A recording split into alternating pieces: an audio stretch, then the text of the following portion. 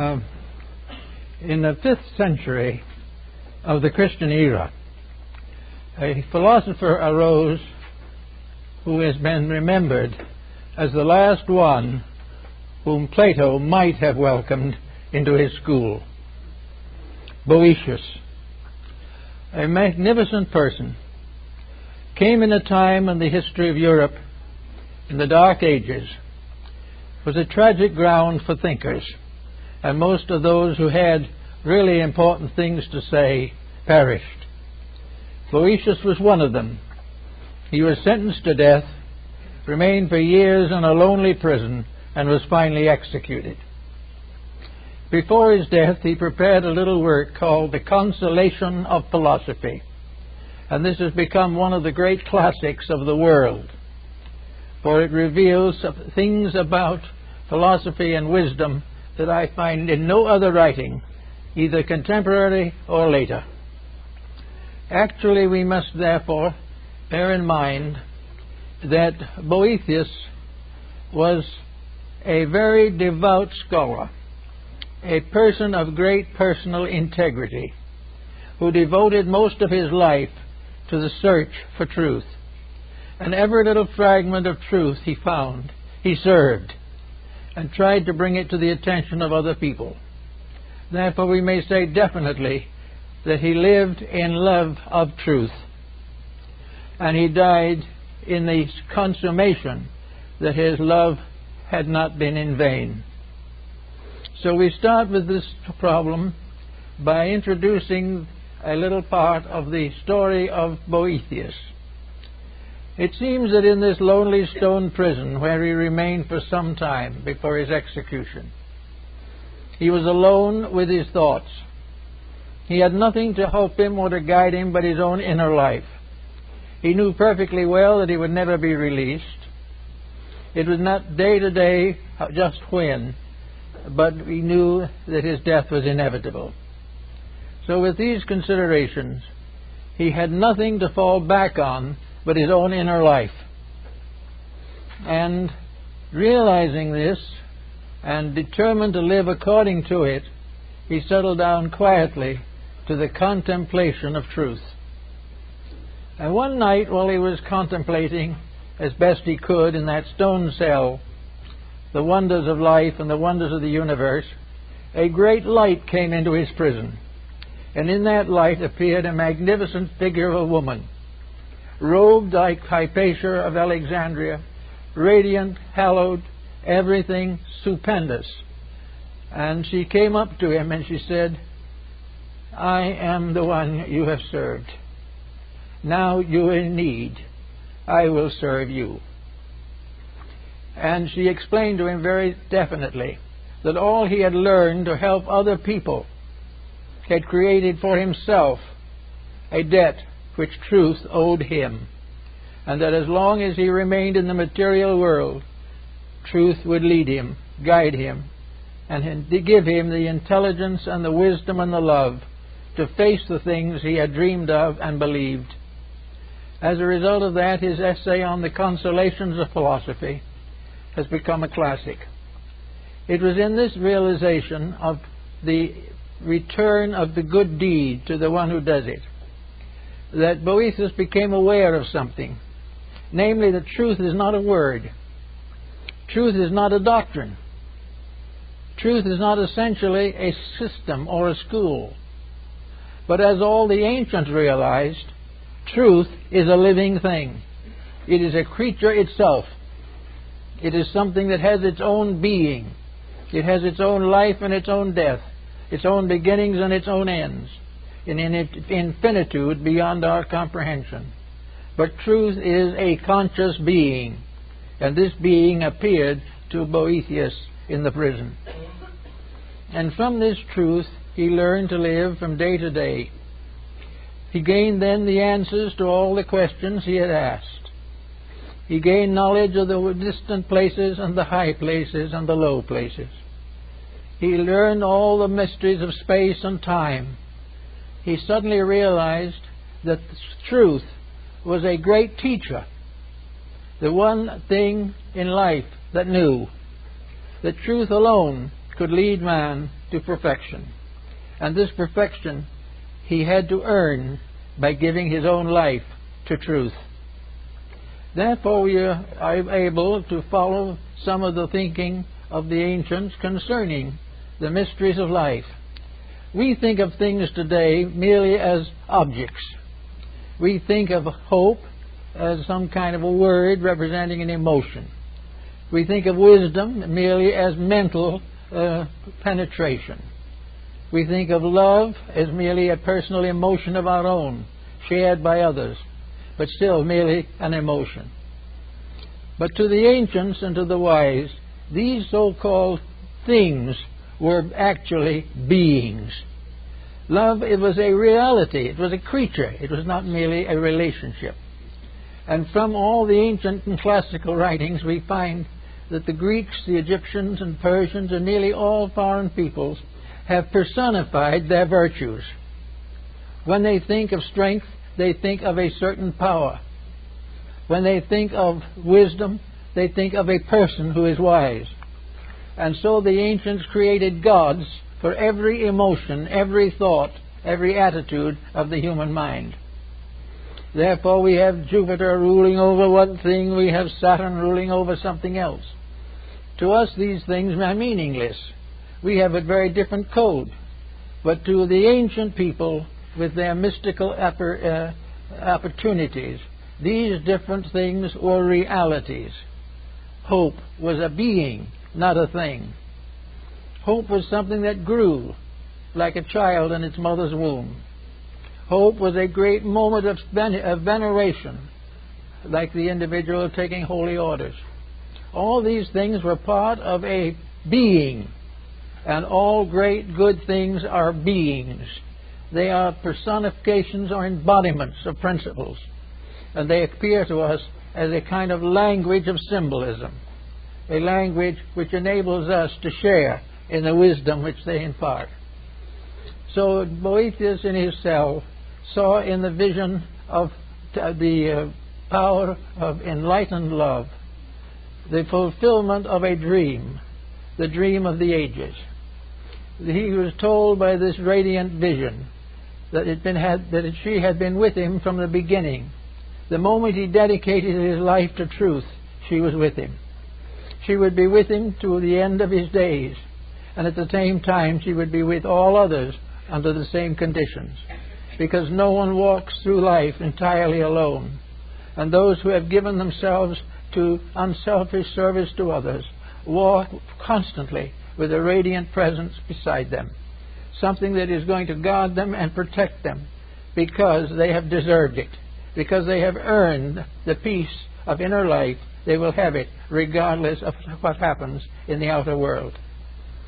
This was a great consolation to Boethius. It gave him the courage and strength to know that once one dedicates themselves to the service of truth, they will never again be alone. They will be with something, someone, somewhere, who is ever and always waiting to help, waiting to use this truth that they have discovered in order to save them further punishment, further suffering, or further pain. So the wisdom that Boethius had assembled to teach others was now taught to him. It was shown to him conclusively that his dreams had not been fables, that his ideals had not been vacuums created by optimism or pessimism, that in reality truth is alive and walks with those who serve it. Regardless of how we view the matter, it is a beautiful thought, a very kindly thought, and a thought that gave consolation to this lonely prisoner doomed to die because he had tried to help. Actually, therefore, before his death, truth took Boethius through all the worlds of space, through the great realms beyond where he could not go himself. Truth showed him how right he had been in certain guesses and certain suggestions. Truth also told him that she had helped him to form these ideas within his own consciousness, that as long as he served her, she would stay with him, and he would never be alone again. So Boethius, when the time came, passed on without fear or doubt, And his little book has brought comfort and insight to millions of people in a world that he never lived to know about or understand. This brings us very definitely to the concept that we had for the discussion of the morning, namely, truth as love. That truth is a being, a power, a quality. Truth is the most dramatic, dynamic way that leads to reality. But what is truth to us? How do we understand truth? Well, probably we understand it very much as Boethius understood it. We understand it by a little effort to grow. We try to be a little better today than we were yesterday, and we continue to grow a little every day. But the first step that we take toward reality brings us this contact, this something that walks with us the rest of the way. The first sincere, dedicated effort to live the life of truth brings truth to you, and truth walks with you to the end of your days. This was the idea of the Pythagoreans and the Platonists. It was the result of the individual earning dedication by his own dedication. When we do a definite good thing, when we serve those in need, when we improve the nature of our own contemplations, we have made an important connection in life. And once this connection is made, it cannot die. Once we become aware, once we have given birth out of our own souls to the soul of truth, that soul will live on. It will go with us, maybe age after age. We may backslide and forget and lose and transgress. But once we have made a sincere effort to try, we have taken the first step to eternity. We have taken the first move in the direction of everlasting peace. And therefore it was quite proper for these ancients to think of love as the faithful friend, something that could carry on beyond all of the powers of the mind. The mind can be deceived, the body can be punished, but the truth in the soul goes on. Nothing can stop it once it has started. And the first good deed dedicated unselfishly is the beginning of the long road that leads to regeneration. Buddha brings us the same point when he says that the journey to truth begins with a single step. The single step in the Greek system was the first absolutely unselfish, dedicated effort to serve. The one moment in life when we strip ourselves, when we are bigger than ourselves, and place a common good above our personal advantage. As long as we are selfish, truth remains alone for us and weeps. The moment we are selfish in our thinking, or in our actions, or in our codes of life, we cut ourselves off from the eternal love which is saved for us in the wonders and mysteries of the mystic life. So at that is a certain period. We do make this effort. It becomes, as Buddha pointed out, after the first step, the second step is a little easier. But of course, all through the first steps and the second and the third, there is the pressure of outside forces. We are constantly under tension and stress and temptation. But as the moment we begin the journey, there is something there standing with us. When the good deed stands alone, as far as we can tell, it is standing actually in the presence of the principle of good in space. There is only one principle of good. It's not a principle of this being right or that being wrong. It is a simple, actual adjustment within ourselves. It requires no intellectualism. It requires no vast store of knowledge or insights. But these may contribute to it. But it is a step from the selfish to the unselfish, from the dark into the light. And once the individual makes this dedication, he is pressed gradually forward, one step at a time, to the fullness that he seeks to possess in the fullness of his own maturity. So in the story of now that we have today, in the story of love as truth, we have the concept of a standard of virtue, a standard of integrity that transcends anything that we know in our ordinary material relationships. I think probably the Greeks were very close to the fact when they began to personalize all of the principles and ideal forces of life. The Greeks did not see the earth as a body alone. The Greeks saw the earth as a soul, as a living thing. They did not see the sky as merely a great mass of stars. They saw it as a great mother brooding over the world. The stars in themselves were not just sparks of light or some kind of chemical explosions in space. The stars were beings looking down upon the world. Everything in the world was alive. Everything in the world was conscious. We did not know that consciousness, but by certain growth, by certain development, we gradually reduced the distance between personal understanding and this larger value of life. Now, much of this is symbolic, no question about it, but it is something that we have to give some thought to. I remember a story that Ernest Thompson Seton told me about a meeting of the Boy Scout movement in Canada one year before he was still alive. And he was there, and the young people from all over the area of the United States and Canada were gathered in a large hotel where the meetings were to be held. And a little American boy and a little American Indian boy were in the same room together looking out of the window, and it was snowing. And the little Indian boy said, this is the great-grandfather. This is the old one who sits at the North Pole, and he smokes all winter. And every time he empties his pipe and throws out the ashes, it's a snowstorm. All these, you see, are the ashes of grandfather's pipe. The little American boy looked at him for a moment and thought he was insane or something, and said, "Oh, don't be silly. That's nothing but snow." The little Indian boy never did get the idea that snow was anything except the ashes of grandfather's pipe. And this is the true in almost all ancient beliefs. All Indian peoples had beings at the root of life. All Chinese people had beings. Hindus had beings. Greeks had beings.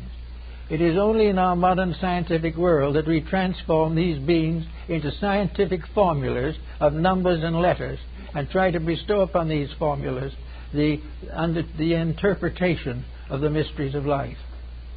You cannot follow the scientific method we use today to find the secrets of anything except the most transcendent material objectives. Actually, the answers to all of the riddles of knowledge, the source of energies, the source of life, of time, of light and darkness, of good and evil, are all formulas of vibratory rates, and they are all alive. Everything has some kind of life in it. It is in the stone, it is in the star.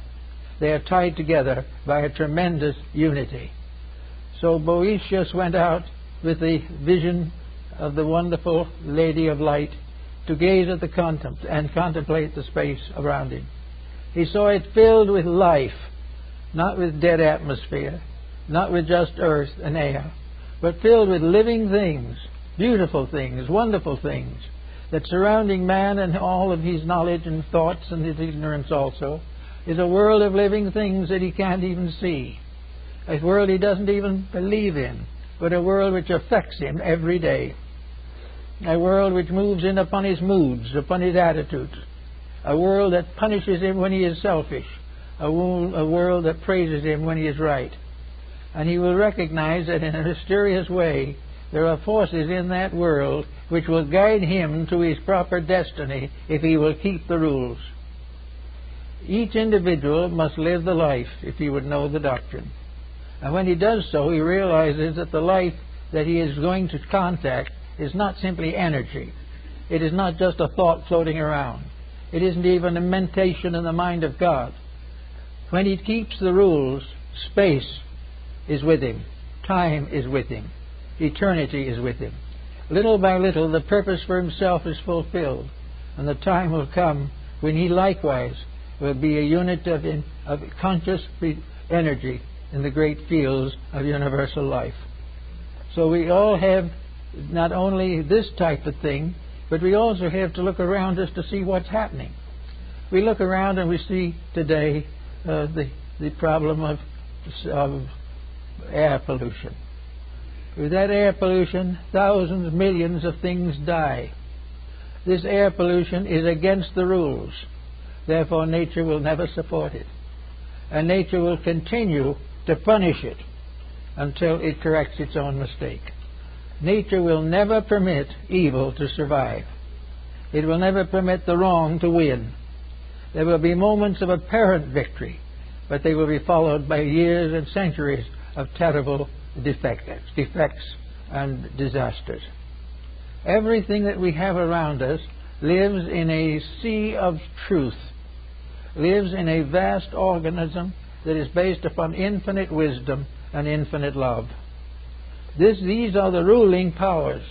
The universe is not neutral. It is not simply space. It is not things moving, floating around in a vacuum. It is not formulas that can be put into letters and numbers on a scientific blackboard. Space is alive. Everything that exists is alive. And while we are growing on one level, somewhere else another thing is growing. While we are adding to the wisdom of our own mind, something else is enriching every cell in our bodies. Everything is living and growing. And when the individual interferes with growth, he commits probably the most terrible of all sins. When he tries to block growth, or becomes indifferent to it, or denies it, in that moment, he places himself in the position of being punished. Now, punishment is not going to be eternal damnation. Punishment is not going to be something which is irreparable. But patience and virtue must take the place before punishment is completed. Punishment is merely an effect, the cause of which is wrong. As long as that effect is wrong, the consequences must be wrong.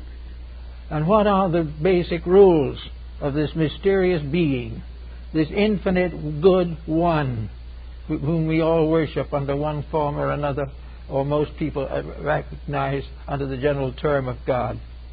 What is the law of this being? The law of this being is love.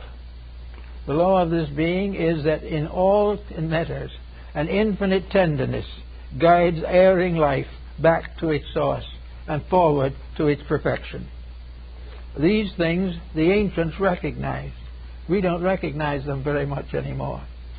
But when something goes wrong and a great disaster occurs, there's a reason. A disaster is never something that is an accident. And no disaster is such that it is irreparable damage. There is nothing in life that is real that can be destroyed. The lowest, most imperfect of all entities must have its growth, must have its place, and must have its chance to win. And it is the rule of nature under God that all things shall win. There is no loss. There can never be. There is only delay. There is only a moment of pause in what might otherwise be a great and glorious mission. So Boethius went forward and went out and paid to the state the debt which it had created. But he no longer feared the state. He no longer feared the world, for he knew that the world itself was good. And these little tyrants who arise live for a day and disappear. And in the great passage of things, each of us, in our own way, must discover our own eternity. Each of us must realize for himself the eternality of the scheme and plan to which he belongs. We must begin to realize that we were not born when we come here. We do not die when we go. Everything in life goes on in life. There is no dead spot anywhere in space. Everything is filled with life, growing, unfolding. And as we look out upon it, we can see as in a meadow the vast flowering and the vast fruiting of a great vegetation. and over it rules Flora, the goddess. The goddess of the harvest, the goddess of the flowers, the goddess of the herbs. She represents the very principle of the values and powers which the plant kingdom embody. In other words, the plant kingdom is a being growing up. It is not a place, it is not a series of wild seeds that we know nothing about, or of plants that die and never come back. The plant kingdom is an entity, a living thing. It has its comings and its goings, but its eternity is never questioned. It will go on, and if it is abused and perverted and corrupted, it will remain to correct these conditions until they are corrected. And anything which consciously and intentionally destroys these growths or tries to frustrate them will find that his own ignorance becomes a terror to him.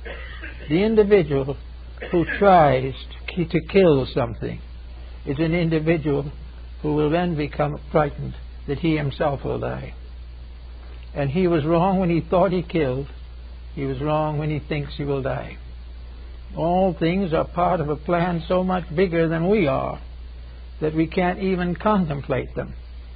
But this greater reality is, in a sense, our only security. It is the one thing that cannot fail. Politics may rise and fall. They are also entities. And we find that someone talks about the dangers of the capitalistic system. The capitalistic system is an entity. The Greeks and Romans knew it under the name of Pluto, the god of wealth. And the god of wealth is also a divine being.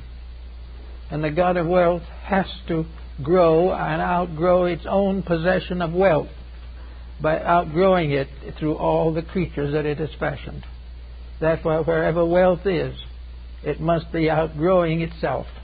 It must be changing into something better, because it is alive, it has a continuity of consciousness, and it can never rest until wealth ceases to be a danger to any living thing. Everything is growing towards its own perfection and its own immortality.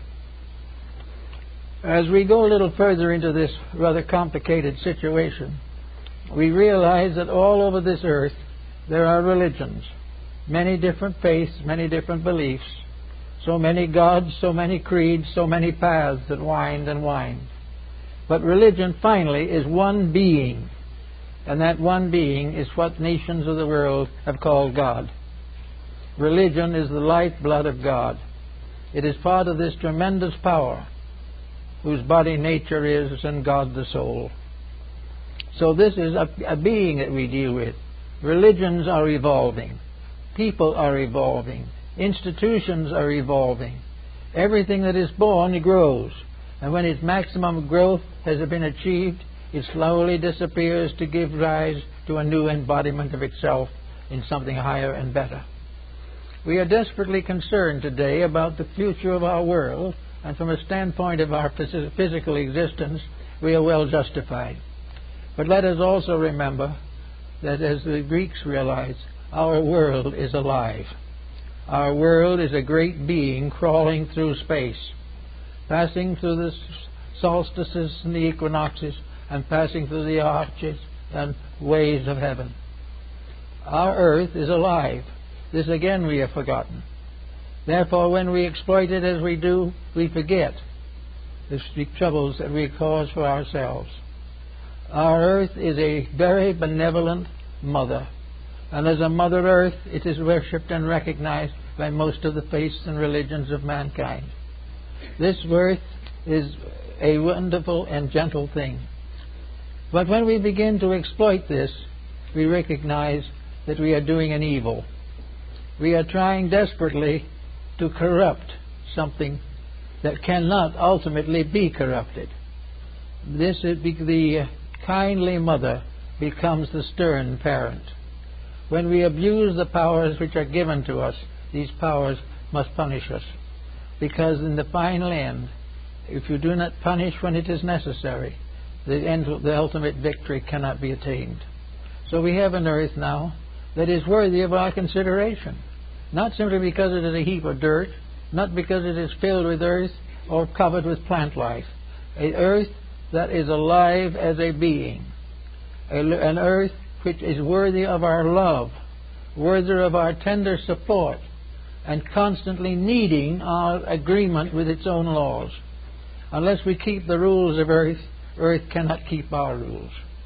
If we do not give opportunity to all the different forms of life that exist here, these forms of life become shadows and become negative factors endangering our survival. Yet in nature there is not one single force that is angry. Nature has never known anger. That is something that the human being has developed. As a kind and loving mother, we would chastise the child, but never to destroy it, only to help it to attain to its own maturity. So when something is wayward, we set up problems to bring it back again into patterns. And to do that, the world was given all forms of educational help. We were given the wonders of nature, and the final textbook, which, as Lord Bacon pointed, is written in the stars and in the elements and in the earth. Paracelsus also tells us that there are three great books from which man can learn the mysteries of life. The first is the book of God, the second is the book of nature, and the third is the book of the human soul. All these things are the source of instruction, but we have to accept it. Now, if we do not accept it, it doesn't mean that a great tyrant is going to come and attack and destroy us. We are not going to be downed by evil. We are going to be corrected as the only way of restoring good. There is no loss. There is no problem of things being destroyed. There is only the problem of the individual being tested according to the degree of enlightenment which he has attained. Nature does not expect imperfect creatures to become perfect in a night. He does not expect all the mistaken laws and rules of existence to be corrected in a single day. But nature demands that individuals every day keep the best rules that they know, that they live according to the convictions that are the best for them and which they have gained over experience and time. In the course of living, every individual has experiences. These experiences either can be developed into a new level of personal development, or they can be resented and can be discarded as evil simply because they fail to gratify us. But there is in nature no evil force. There is in nature no forgetting of good. All things are fulfilled by the very vibrations by which they are caused. Everything flows into everything else in a perfect rhythm of purpose. Therefore, there is never a moment in which we are not given the opportunity to grow, that we are forgiven for our mistakes if we did not know better, nor is there a moment when we cannot correct these mistakes and go on to something higher and more noble. It is a great school, so to say, but the teachers are alive. They're not books. They are the very living essences of nature itself. They are part of the eternal process which nature provides the human being with a mind and a heart, and then bestows upon the mind and the heart the secrets of survival. Therefore, this is all part of the idea of the fact of the love of truth, the love of the way it really is, the way which we can see if we are able to climb out of the slough of our own despond, if we can rise out of the ignorance with which we have locked ourselves, we can begin to see over the edge to things which is beyond. And when we do that, we will grow a little. And as we grow a little, the problems will become less. So Boethius went forth to die perfectly content, realizing that he lived in a world which not only he had helped to improve, but would continue to serve him, love him, and care for him until he ultimately attained perfection. Everything that tries is rewarded for trying. Why and how?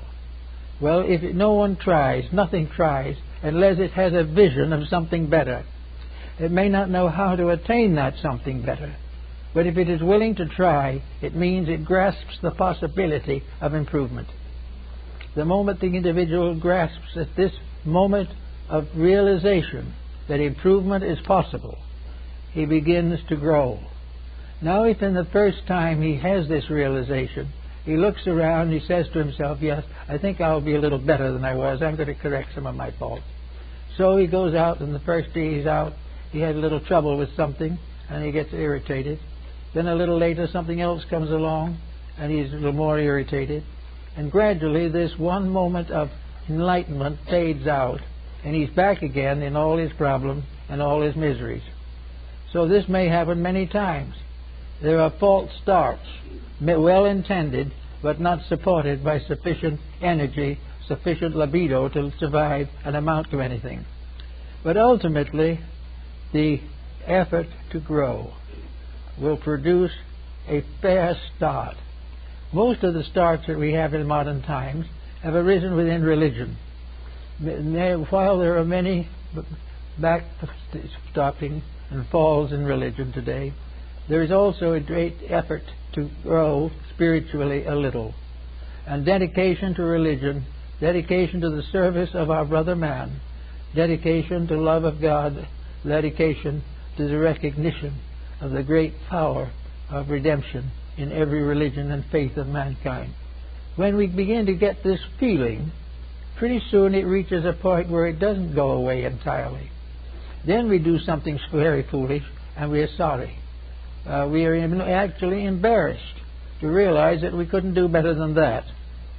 Well, this embarrassment is the beginning of a gradual growth in which ultimately we are able to make such advancements as our general condition will permit. We are able to be a little less angry because we've now discovered a way to pacify these situations. We will be a little less selfish because we have begun to realize the needs of others. We will become a little more content when we realize the blessings that we already have. And little by little, this grows until it creates an atmosphere of belonging to a growing world. That somewhere in the invisible planes of things are the powers that move all things to the fulfillment of their natural destinies. Little by little, then, we get to be little better people. Now, there comes a time when we have to make a decision or two, because most people are not ready to make a major step away from the familiar. But they are able to do something better. They have been able to straighten out a broken home. They have been able to solve a family feud. They have been able to visualize a better use of what they have. All these things help. And little by little, the individual grows.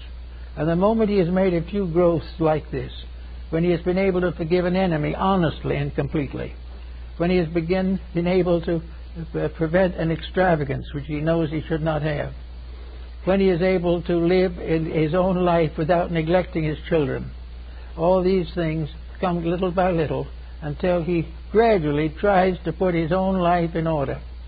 The moment he makes this effort, the moment he tries to put his own life into a better social, economic, psychological condition, in that moment, truth comes to live with him.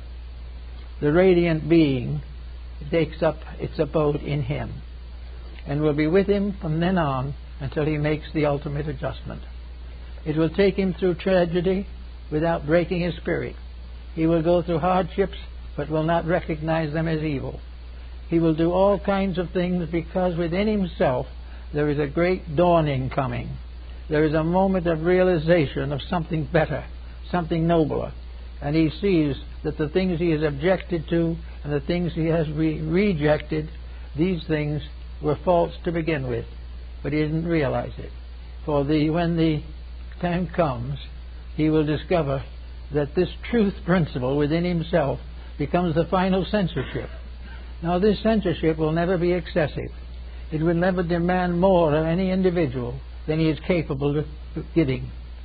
It does not expect perfection in this great universe in which perfection is beyond the guess and beyond the thoughts of stars. But it does mean that little by little he will begin to organize his own material pattern. Now, it's not only this is going to result in the beginning of genuine worship, in which religion becomes a significant fact, but it will be a very quiet, moderate religion, with no pressures, no compromises, no criticisms, no conflicts. It will be a gentle faith, recognizing that the more of the internal comes out, the better the external will be. Now, in a moment like this, we'll come across another entity worth mentioning. There is another wonderful being that we all have intimate contact with, and which most people do not understand, recognize, or serve adequately. This other wonderful being is our own body. We have a body over which we rule as Lord and Master. And it can be that this body becomes a slave. It is not given proper attention, it is misused, it is victimized, it is allowed to suffer merely to the gratification of the mind that dwells within it. Now, truth will never permit the misuse of energy. Therefore, this body, which is our house for a time, has laws and rules that must be kept. And furthermore, it is alive. We know the body is alive. Every cell in it is alive. Every part of it is alive. And yet very few people have ever tried to realize how the human body accumulates around a degree of unfoldment which we call the personality. Anyway, this body is our own particular living sheath, our completely personal organism. It is the first empire over which we can have dominion. It is the first nation we can govern. It is the first form of leadership that we are able to bestow beyond the leadership of our own minds. And the law would be very simple, that we have no right to try to lead or conquer others until we have conquered the flesh. We must accomplish in ourselves the leadership that we expect to bestow upon others. If we want to see a better world, we must begin with the self. And in very many cases, the beginning of a better world is a healthy body. The individual must go out of all these different things, fulfilling the law, meeting the responsibilities, beginning and ending according to a power and wisdom greater than our own, but in all things in patience and acceptance. Keep the rules and learn the lessons of the day. Now, each embodiment we have, according to Plato, is a day.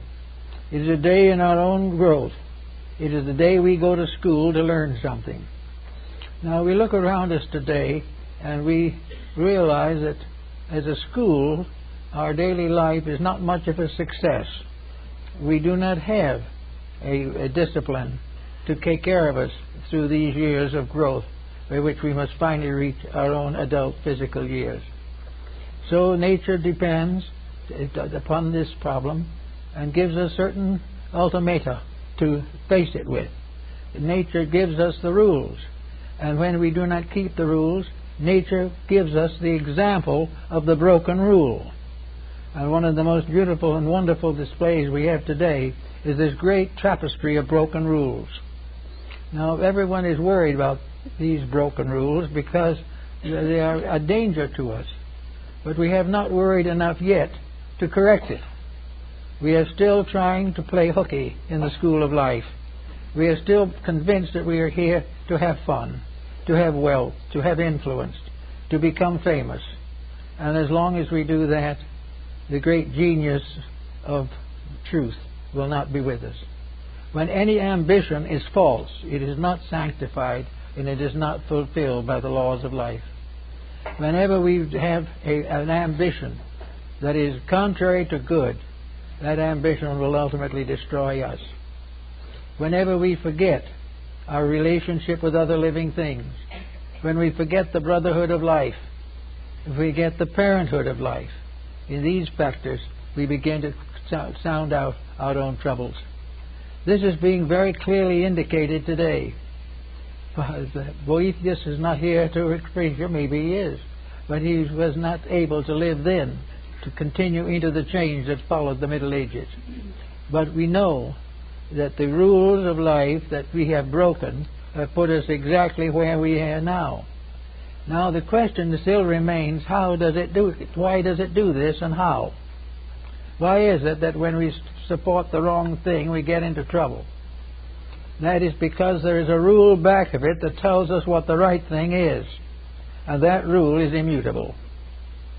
If honesty is a universal law decreed in the infinite pattern of things, no individual human dishonesty can survive. Now, when I say survive, it doesn't mean the individual or personality will perish, but it means that the goal or the attitude will have to change.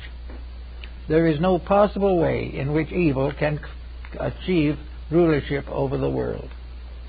The battle for the struggle for this control goes more violent every day. The greater the ambitions of the individual, the more terrible his mistakes will be.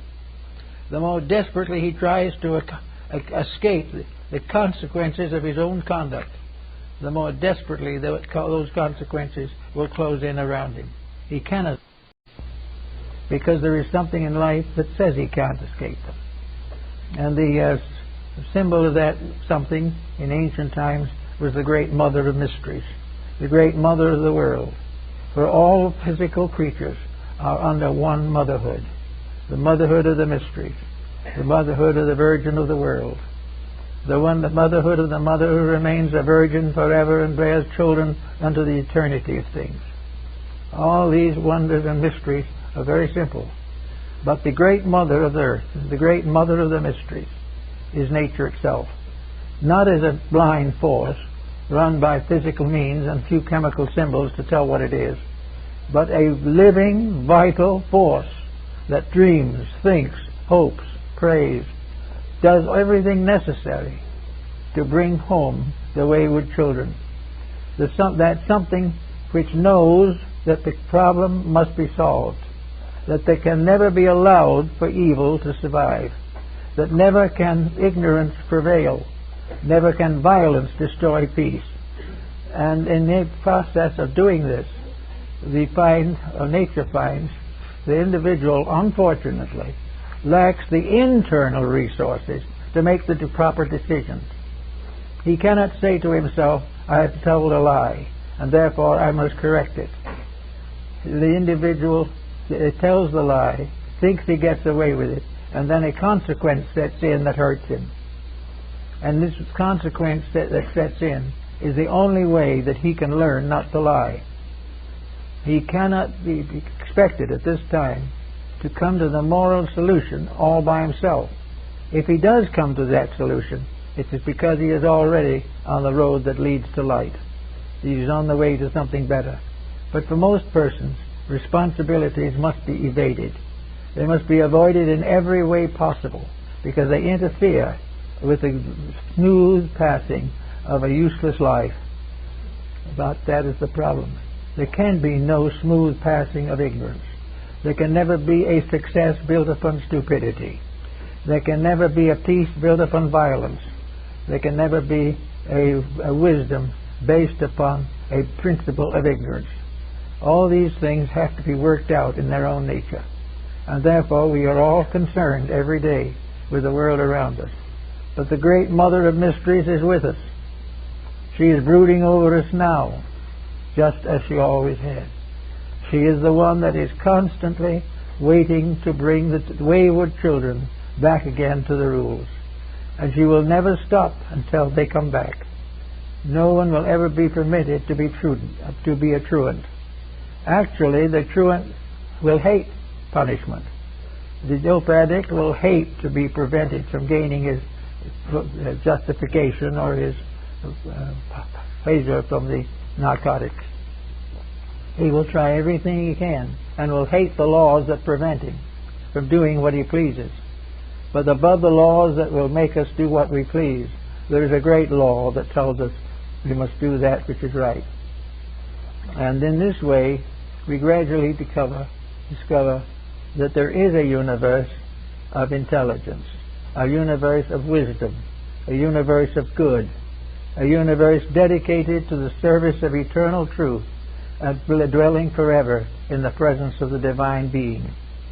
Therefore, if we go along a little, as Boethius did, we may come to the gate that leads out from this life into something else.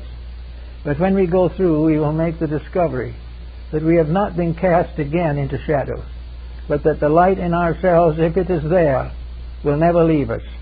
And no matter what happens from that time on, truth will prevail in us. And that means that peace will take over. Now, if truth prevails in the average person, let's take an example, a very concrete one, of just how it operates. Supposing truth in the case in consideration is a problem of maintaining the health of the physical body. This is something that is very significant today. The physical body is, in a sense, our child.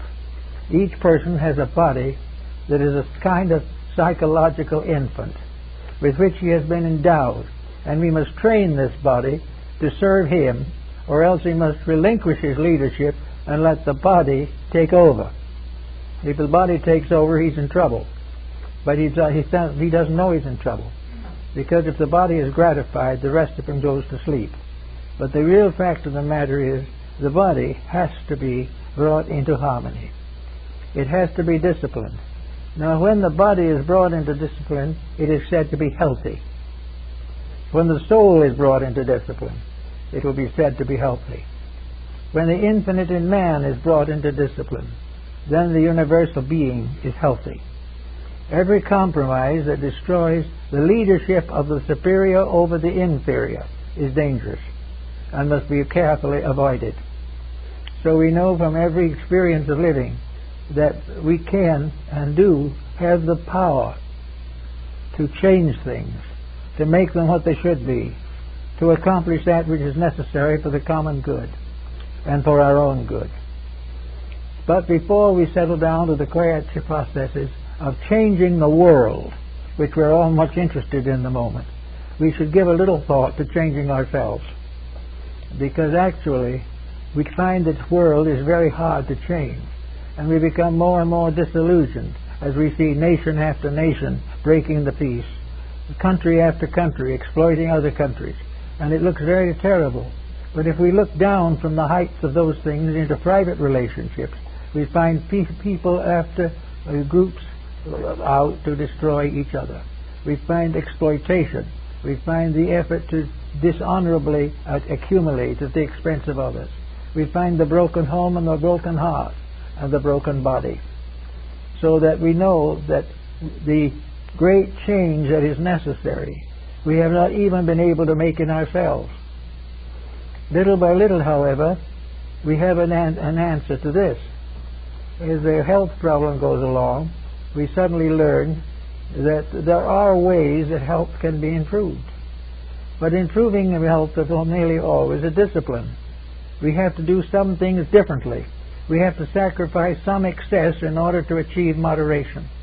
We have to do something right in order to nullify that which is wrong. So, we discover that we only through discipline can we bring ourselves back into harmony. And in the moment we come back into harmony, the mysterious power of nutrition, which is another being, another radiant character, that nutrition can take over and do properly for us. All of the gods of antiquity must manifest through disciplined bodies. We think of wisdom, it's only possible through a disciplined personality. Wisdom in the keeping of the foolish one is folly. We know that there is only one way to achieve courage, and that is to be dedicated to a cause worthy of courage.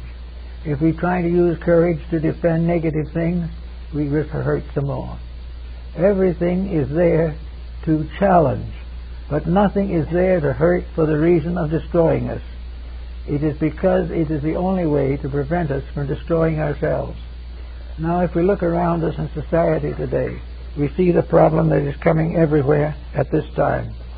We see the problems of space, of housing, of food, of health.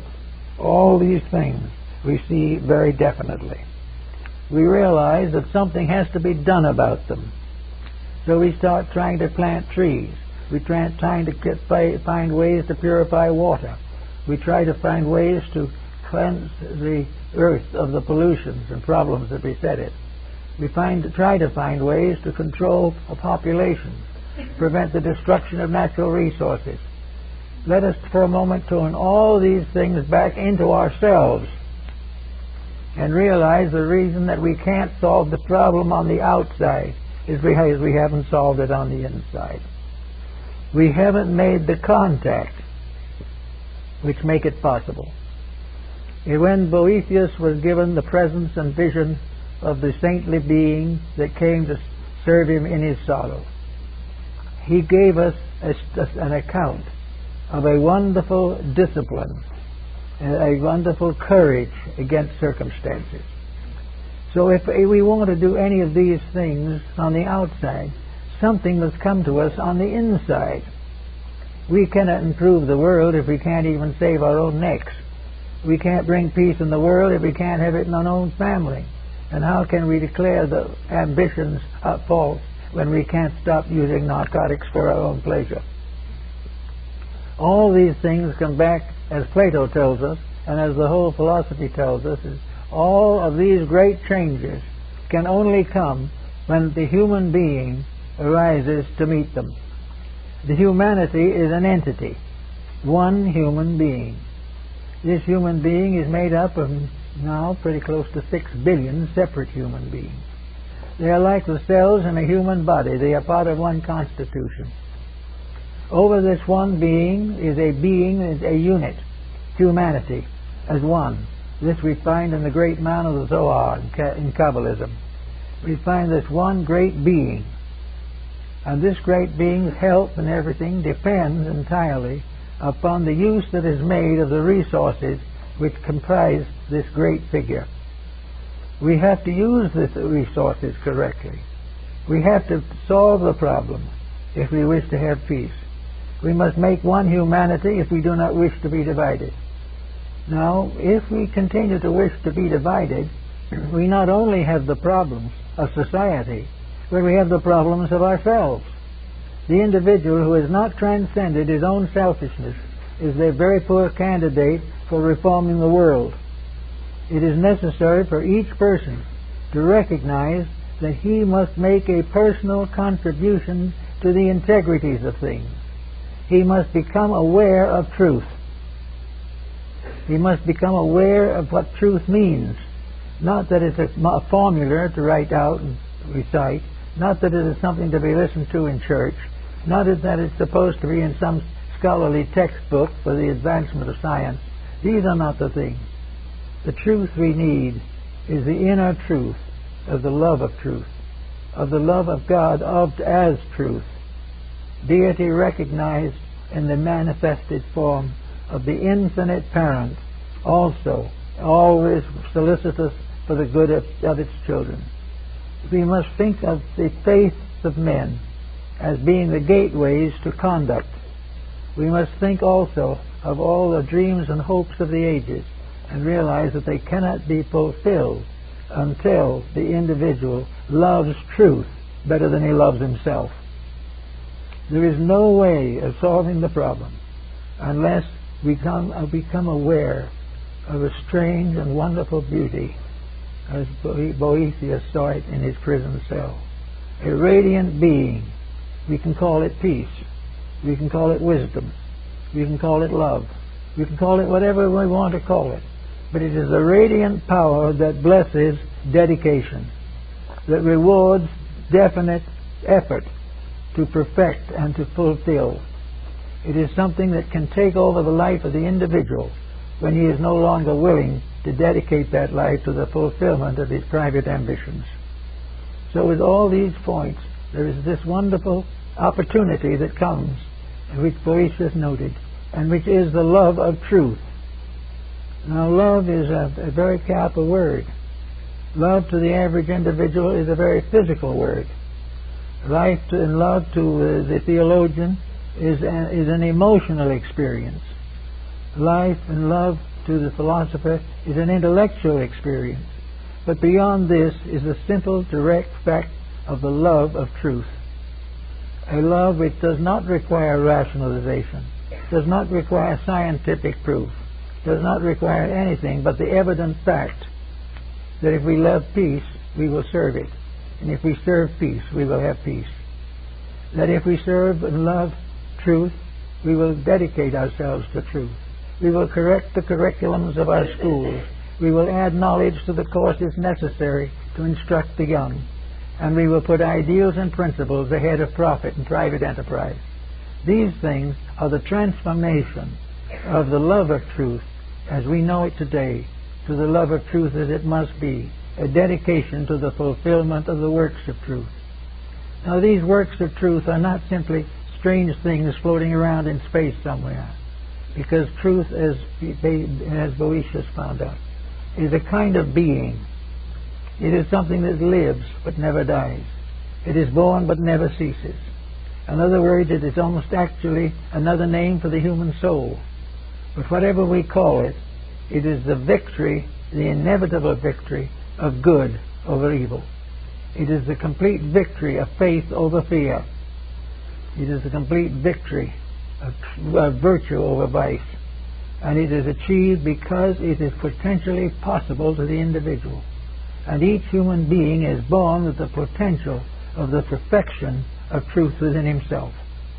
There is nothing that can prevent the individual from attaining truth except his own reluctance to improve his ways. Now, it's possible for him to realize that some of the truths that he must ultimately know are now beyond him. He's not going to be able to be perfect at the moment. He is not going to be able to be perfect as his Father in heaven is perfect. But he is going to be able to move forward step by step in a dedicated search for reality. The moment he starts these steps, the moment he begins to make an effort to direct and vitalize his own integrity, the journey towards the reality begins. And in that moment, the light shining being of truth takes his hand and will lead him to eternity. And nothing can interrupt it. Nothing can prevent it. Nothing can have victory over the inevitable victory of reality over illusion. We have lived for a long time in illusion, and some of this illusion we call learned knowledge. We think of science as very wise. We think that science is solving all everything. We think that Einstein was incredible when he found the formula for the atomic fission. These are not the truths we need. These are not truths at all. They are struggling with the misuse of universal potentials. The atom, the cell, all these things are each of them a unit. Each is a truth in itself. And it must be treated as one. It must be recognized.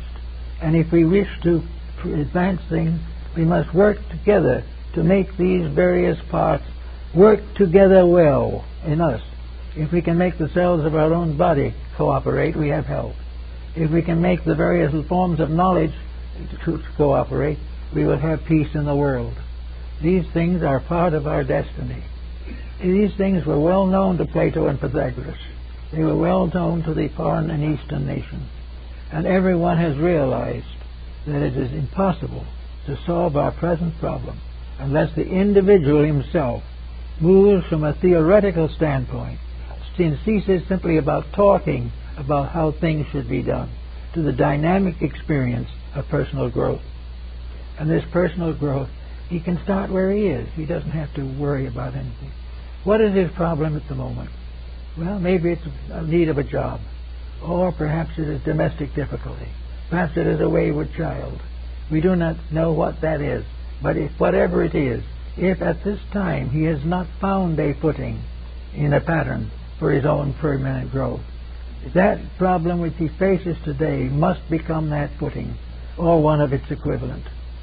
It must be something done by the individual himself to prove a sincere dedication to advancing the cause of common good. Once he makes one statement, the seed is planted.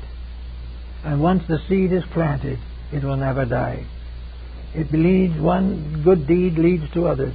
One bit of wisdom leads to greater wisdom.